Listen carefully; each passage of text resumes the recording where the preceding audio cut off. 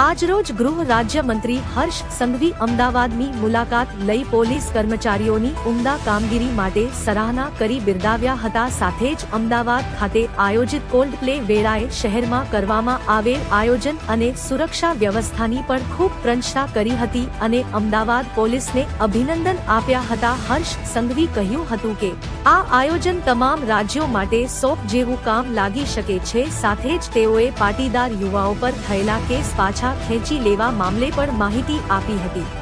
જ્યારે senior officers પોતે road પર ઉતરી જાય ત્યારે હું જરૂરથી એવું માનું છું કે આ પ્રકારના અદ્ભુત રિઝલ્ટ્સ આવે છે અને આપણા સૌના માટે ખૂબ ગર્વની વાત છે કે આ ઇવેન્ટ માટે ઇવેન્ટ મેનેજમેન્ટની સ્કિલ માટે અમારા સૌના જે કાર્યો છે એ બદલ ગુજરાતની સ્કિલ દેશ અને દુનિયાભરમાં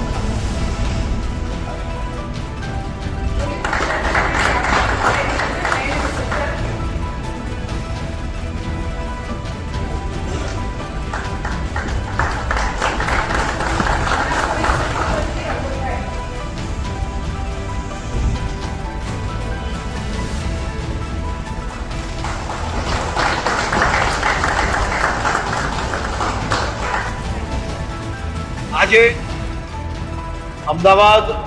શહેર પોલીસ કમિશનર કચેરી ખાતે અમદાવાદ શહેરના સૌ સિનિયર અધિકારીઓ જોડે